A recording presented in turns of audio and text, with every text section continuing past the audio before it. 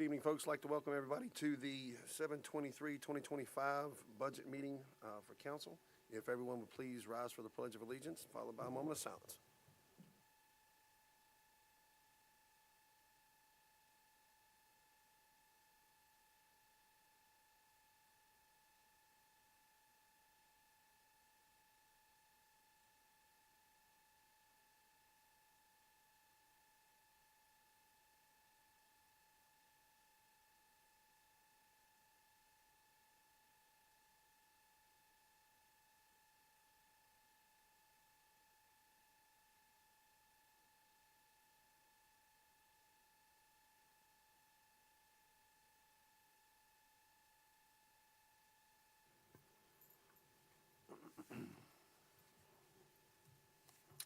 Mr. Funderburk, if you would, please, sir.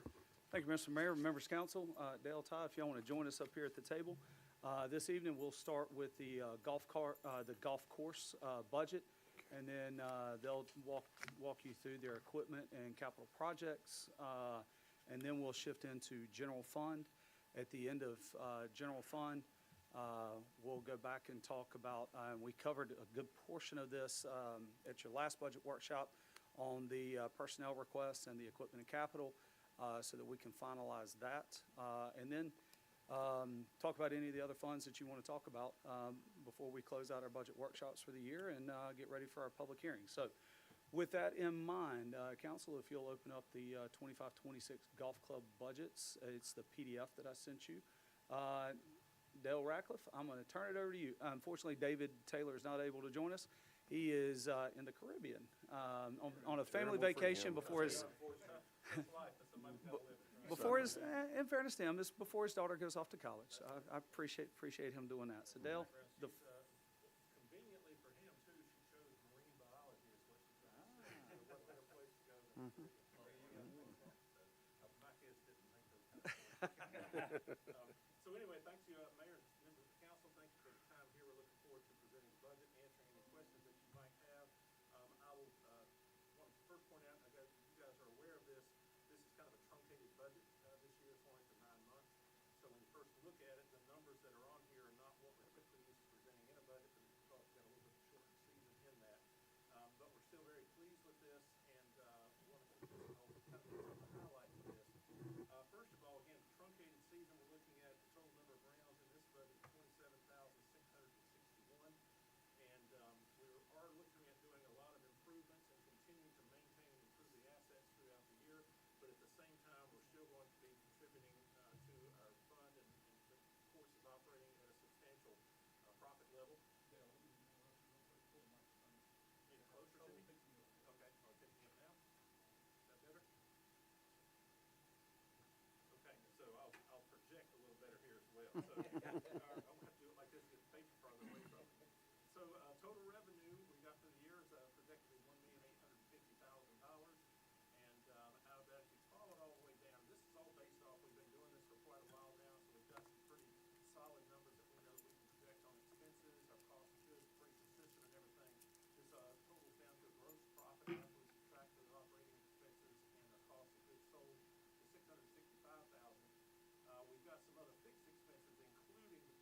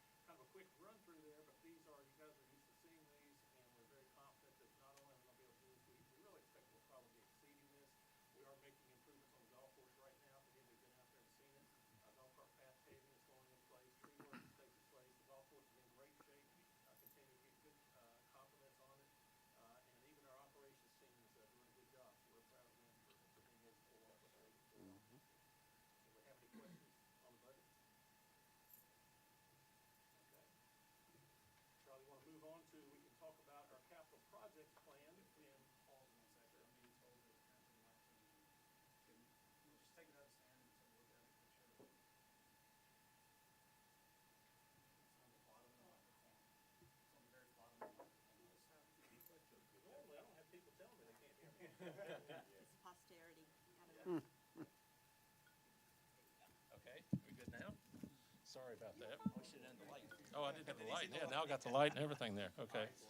It was a good first round. Let's do it again. Council, before we move into their capital, and any questions for Dale or Ty on their rounds or their profit loss statements projected for the coming fiscal year? None? Okay. All right, so we'll start, Dale, if you will, we'll start on the equipment side of things. Okay, so on the equipment side of things, and one of the challenges we've had in the golf business, and a lot of businesses out there, are making sure that we kind of stay ahead of our equipment needs. The turf equipment we use on the golf course is kind of specialized. There are only a few companies out that we can go to for this, and the delivery times on them have really been increasing. We thought that once COVID was over and things would kind of get back to normal, that would improve, but so far it has not. We're still seeing long delivery times of anywhere from 12 to 18 months and even longer. So the lead times on these orders has been really tricky. And one of the things I'll tell you too, in addition to the 9-month period, it's thrown me a little bit talking about the fiscal years here because of the change we're doing going from to July 1st for that. So we've got everything here kind of ordered in the current year, like the 24-25 current year. And some of this equipment, we don't expect that it's going to arrive till 25-26 year after July 1st. Now, we'll make a note. I think that in this far column on this, you'll see the first two items there are Toro 3300 triplex mowers.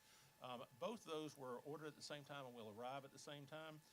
Just in that note, you notice there the very last one, it says 25-26 for the first one and 25-27. That's just a typo. They're both expected to arrive in the 25-26 timeframe. We have a John Deere Pro Gator, which has not been ordered yet. The John Deere equipment typically is coming in a little bit quicker. So we feel that if we get approval on that, we'd be able to order it in the 25-26 year, and we will be able to receive delivery on that and put it into service too. The Toro 4500 rough mower, though, is probably an extended delivery. They are actually a little quicker than the greens mowers, but we really don't know for certain. We'd like to order it in this year, and then we expect that we'll take delivery in the 26-27 timeframe, and that's potentially might come in a little bit sooner, but just to be on the safe side, we're anticipating that. Those are the major equipment needs that we'll have on the golf course during this coming fiscal year. We also have a couple of pieces that we're going to surplus, and we will sell those off. They won't generate a lot of revenue, but we like to get what we can out of the used equipment if it's beyond its service life, so we will surplus those off. And we won't do that until we actually make sure that we've got plenty of utility vehicles in stock for our crews to be able to continue to do the job that they need to do. Any questions on that? Yeah, any questions for Dale on the capital, on the equipment side of things before we move into the projects? Everybody's good? Okay. All right, Dale, capital. Capital improvements. So Yep. this is something we're continuing to make great improvements, great strides on the project. Again, I just mentioned the current paving project. We just finished up the tree project out there. We're very pleased that the golf operation is not only able to be a profitable operation, but we've actually generated enough revenues and funds and set aside stuff so that we're really continuing to improve the asset. And that's one of the things that we're really important. We're not managing just the business here, but we're also managing the assets for a long term. And we're in a very good position where we're able to continue to make these investments in the property. And so for the coming year, what we have budgeted right here, we've got number 10 green renovation and number 18 green renovation. We've actually spoken to you before about that, but we've managed to get the design work done. We've actually gotten bids on that work. And so the number 10 green renovation, which includes replacing the bulkhead that's failing in front of that green, doing some needed reconstruction and reconfiguration of the green for putting surface conditions, it's going to come in about $175,000. Number 18 green renovation is going to be a little more than $185,000. It's actually a slightly larger green. There's additional tree work that we want to do behind number 18 green as well to improve the light and airflow in that green. If those of you that have been playing on the golf on the course for some time, you'll notice that green's always been a struggle to maintain grass on. The drainage on it is not good. We get a lot of shade on there, and so those two conditions really contribute to a really tough environment to grow grass on. So these projects are really critical because it's kind of your two main holes on the main 9 that we have here, your starting hole and the finishing hole. And we've got what we think is a very dramatic, and it's going to be a very good improvement to the design, but it will also improve the condition on those greens and make for a much better experience for the golfers that play on the golf course. At the same time, we need to do something on the chipping green renovation that's right behind the number 1 Cove tee. That chipping green is used a lot, but it's actually kind of too small for the amount of work that we get done on it. There's some trees that shade that area as well. So the same architect and designer that we're working with on the greens renovation has done a really great design to improve that practice area, where we would have different options for hitting shots into a practice chipping green like that. Number one, Cove T will also reduce in size a little bit. That's already kind of a short hole there, and we got more tee area than we really need. We need more area for the practice area, so that includes a reduction and renovation of the tee area on Cove number one, but also the expansion and doing some work around the Cove, the green, the chipping green as well. Cart path replacement, we're going to continue our cart path replacement work. We did kind of stretch this out over several fiscal years so that we weren't taking a big hit all at once on it. And we're proposing to replace the cart paths on the Pines course for a cost of $400,000.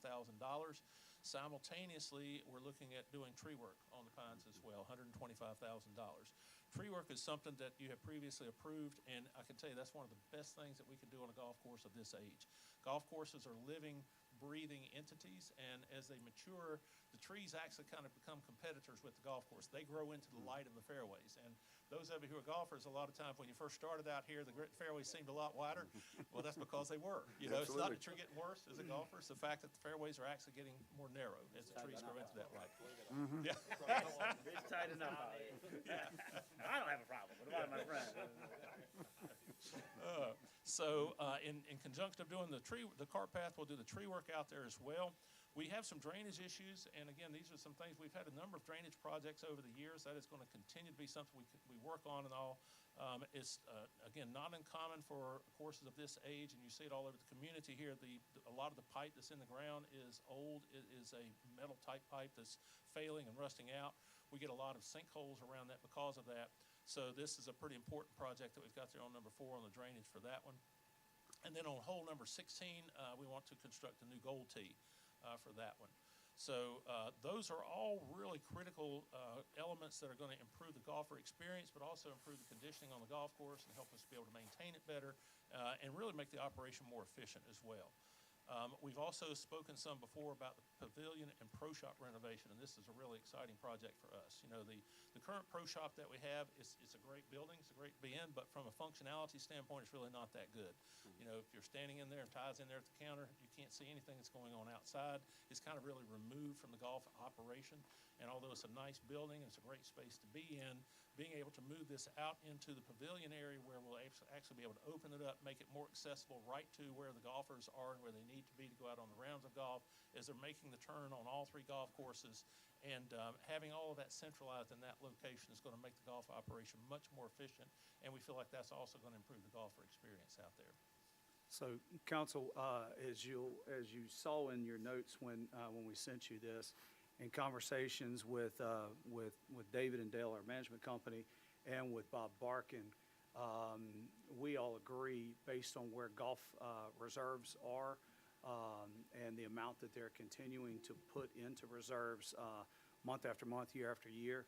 The things that are highlighted in yellow, which is everything other than the pavilion that Dale just talked about, would be, we would envision that as being cash funded through the golf operations. The pavilion pro shop renovation, we would see that as being a capital finance piece. With the city would take out that loan, if you would, but it would be repaid by golf operations, by revenue generated. One thing that David and I talked about in the P&Ls, you don't see any food and beverage revenue in there, right? There is a chance, depending on construction schedule, when they're able to get started. Obviously, they can't start anything before February 1st on the pavilion because it's under the current license agreement until then. But we can get the ducks in the row and be ready to start right after February 1st and get that project going. They may pick up a month or 2 of food and beverage revenue after February 1st, depending on construction schedule and how they're able to maneuver their operations, if you will. But that's kind of what we're looking at. So just like council approves the loan for the golf carts, right? But that's paid through golf revenue. This would be very similar to that. We don't have the terms on it yet, but that is something that, with council's approval on this budget, that's something that Bob will begin working on with David Langford, who is their finance person for Pinnacle. and get that lined up as soon as we can to bring it back to council for formal adoption on that loan. Dale? Okay. I'd like to just hit, just for informational purposes and everything, talk a little bit about our plans and kind of looking down the road and pursuing some of the projects that we see envisioned for the future. One of this really thing, we've kind of focused a lot on the other courses, and the Cove is still a great asset for the community here. It's a great little golf course, but unfortunately, it hasn't got the love that the others have gotten so much over the years. So it's time now for us to really start turning our attention to that. I think that once we complete the elements that are up here in the current proposed budget, we need to start looking at that. And the work out there really kind of mimics some of the stuff that we're talking about doing on the other golf courses as well. We've got cart path work. Tree project work on the Cove is really going to be important. That one has grown together more than any of the others out there. If you look at some of those fairways, they're very constricted now. And that creates a lot of things, creates a lot of issues for us from trying to maintain the golf course, from the playability of the golf course, and believe it or not, even from the aesthetics, just opening it up and everything. When you come in and take out that first row of trees like that and open it back up and get it back to what the holes were originally designed, it's just it's a much more improved experience when you're playing on the golf course. So we're looking at doing the same thing we did before when we're doing the cart path work there, doing the tree work, and there's some tree work that is in direct relation to the cart paths. If you'll notice over the years, and this is consistent across all golf courses, the majority of damage that happens on cart path comes from tree roots. So anytime we go in and we do cart paths, we take out those trees that are causing that damage, because a lot of them have actually grown up right against the cart path, and there's no way to really have the cart path there without the tree damaging it. So part of that tree project work is to protect the investment that you're making in the cart paths in future years. But then there's an additional amount of tree work that we need to do just from playability standpoint, opening up areas, giving us light in the fairways, and allowing us to grow the grass better where we need to do that. Probably the biggest renovation number that we see on the Cove, and this is something that's really critical, is rebuilding those greens. Those greens have been, they're the original construction on the greens. They weren't really constructed to the way that we would want them built for the types of grasses that we're growing these days. That would give us an opportunity to go in and also reshape those greens, and in conjunction with the bunker project, really turn that Cove experience into something. Right now, it's still kind of, I wouldn't call it the unfavored golf course, but of the three, it's definitely the one that people don't really think of first when they want to play. We think that we'd have a great opportunity to give you a true 27-hole facility, because we're going to improve conditioning, we can improve the design, we can tweak it. The layout of the golf course and routing is perfectly fine. There's nothing wrong with that. But there are some improvements we can make to the greens and bunker renovations on the golf course as we go.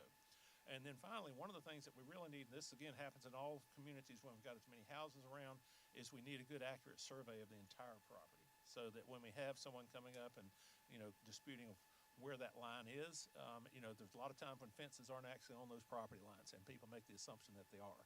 And it would really help us out a lot to know and have all the property lines on the property marked, so we would know the extent of what is truly our responsibility for maintenance out there. And it even affects other things like drainage and stuff like that, making sure that we're on the property that we're supposed to be on, and that our neighbors are on the property they're supposed to be on. So we've got that proposed, and those are all future projects.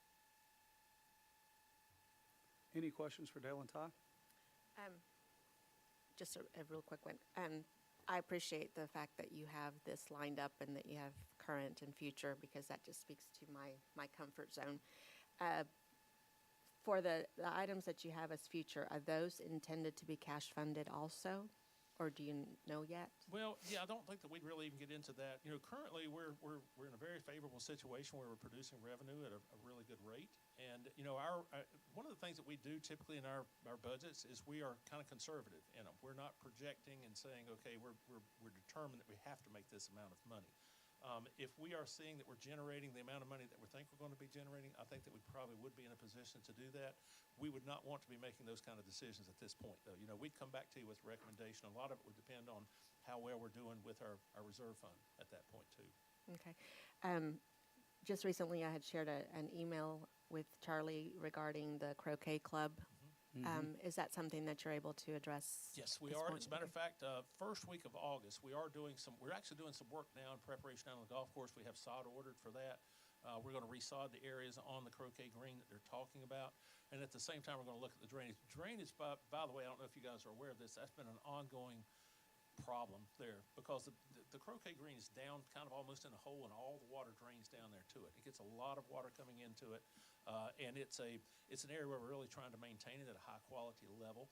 So the answer to the drain situation, which they're worried about people stepping off in those drains and turning their ankle or something like that, we looked at it. It's really not an option where you can raise those drains because we got to keep the drains down low enough so that the water flows to it. You know, unfortunately, water goes downhill, and we can't fight that. So, but what we can do is we're going to get in, we're going to feather that out and make it to where the slope going down to the drains is not as severe, is what it is.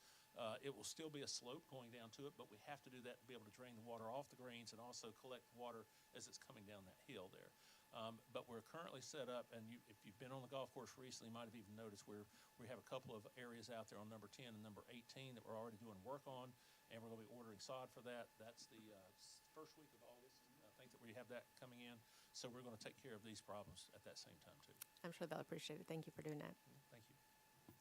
As far as the number 4 cove drainage problems that we've got, we put some money towards that a couple of years, well, for the last couple of years Right. to fix it. So what's the Different problem? different areas where it's coming up. It's not the same area that we're going in and fixing each time, you know. And unfortunately, Mayor, these pipe, as you know, the bottoms are just rotting out. And in some instances, the whole pipe is too.